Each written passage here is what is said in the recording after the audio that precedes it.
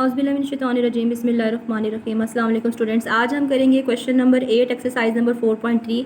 यहाँ पे तीन वैल्यूज़ दी हुई हैं आपको, m square minus n square, m4 minus n four and m6 minus n six. तो सबसे पहले हम फैक्टर्स बनाएंगे m square minus n square का।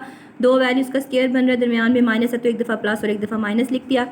m की 4 माइनस n की 4, तो ये आपको पता है m स्क्र का स्क्र बन सकता है और n स्क्र का स्क्र बन सकता है। तो एक दफ़ा आपने यहाँ पे ये पहली वैल्यू है ही m स्क्र और n स्क्र है सेकंड वैल्यू, तो एक दफ़ा इन पहली वैल्यू और सेकंड वैल्यू के दरमियान में प्लस लिखा, फिर आपके पास फर्स्ट वैल्यू और सेकंड वैल्यू के दरमियान में माइनस लिखा। अब ये तो मज़ीद सॉल्व नहीं हो सकता, लेकिन ये आपके पास सॉल्व हो सकता है। तो ये दोनों के स्क्र बन रहा है, दरमियान में माइनस है, तो once we will write as a plus in between two values and once minus in between two values. Now come towards the third term which is m6 minus n6. Here we have two options. या तो हम बना सकते हैं cube का square, या फिर हम ये भी बना सकते हैं, मैं यहाँ पे लिख के बता रही हूँ आपको, स्क्वायर का क्यूब।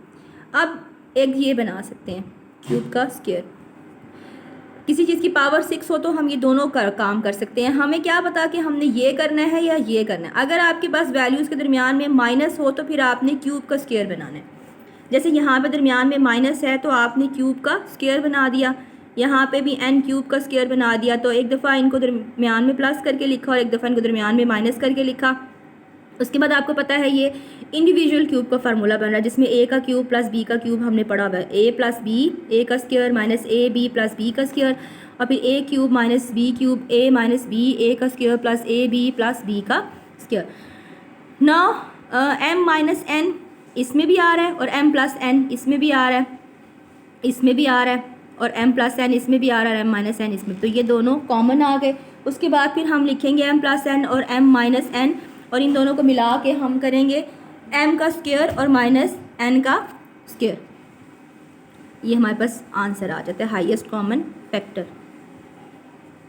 अब हम देखते हैं क्वेश्चन नंबर 9।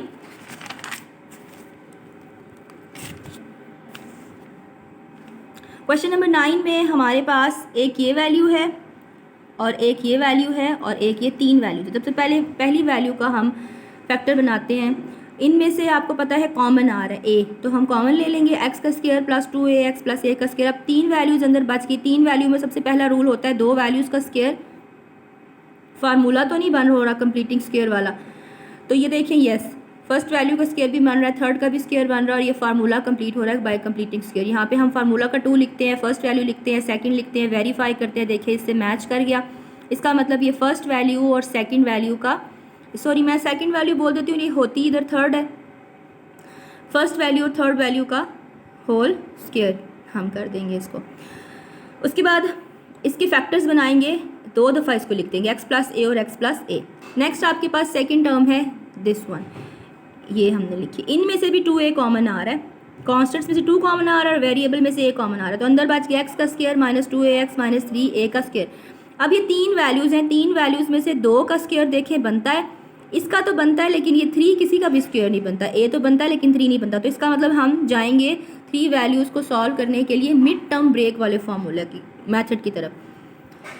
फर्स्ट वैल्यू ऐसे लिख दी, सेकंड वैल्यू का वेरिएबल और साइन लिख दिया, थर्ड वाली वैल्यू का साइन ब्रैकेट के दरमियान में डाल दिया, और थर्ड वैल्यू और उसका साइन यहाँ पे एंड पे लिख दिया। अब थर्ड वैल्यू को कॉफिशिएंट और फर्स्ट वैल्यू को कॉफिशिएंट मल्टीप्लाई किया, 3 और 1, दो चीज़ें जिनको 3 से आपने दो चीज़ें ऐसी निकालनी जिनको माइनस करें तो 2 आए, ऑफ कोर्स 3 एंड 1। उसके बाद वाला सारा प्रोसीजर आपको पहले समझाया हुआ है, तो अब यहाँ से स्क्रीनशॉट लेके उसके बाद इसको खुद सॉल्व कर लें। तो ये 2a आ जाएगा, x माइनस 3a और x प्लस a आ जाएगा इसके फैक्टर्स। नाउ थर्ड टर्म है 3ax प्लस a स्क्वायर का होल स्क्वायर। अच्छा, अब ये आपके पास सबसे पहले तो इन दोनों में से कॉमन आ रहा है, यहाँ से आप इसको कट कर दें, इसको यहाँ पे ये देखें ये 3 ऐसे ही है और इन दोनों में से a कॉमन आ रहा, हमने a लिख दिया, अंदर आपके पास आ गया x प्लस a। अब ये a का स्क्वायर, ये स्क्वायर इसका भी है तो हमने a का स्क्वायर बाहर कर लिया और x प्लस a का हमने अलग से स्क्वायर लिख लिया। अब ये 2 दफ़ा आ जाएगा x प्लस a और x प्लस a, तो ये फैक्टर्स बन गए थर्ड वैल्यू के। अब हमने देखना है, टिक लगाया मैंने यहाँ पे, ये a देखें इसमें भी है, इसमें भी है और इसमें भी है, तो a तो एक दफ़ा आ जाएगा। सेकेंडली x प्लस a देखें इस वैल्यू में भी है, इस वैल्यू में भी है और इस वैल्यू में भी है, तो x प्लस ए आ गया। अब दूसरी दफ़ा x प्लस ए इसमें भी है लेकिन इसमें नहीं है ना, तो हम नहीं लिख सकते। तो आपके पास यही इसका आंसर है और इसके साथ ही हमारी एक्सरसाइज ख़त्म हो जाती है। ओके बच्चों, अल्लाह हाफिज़।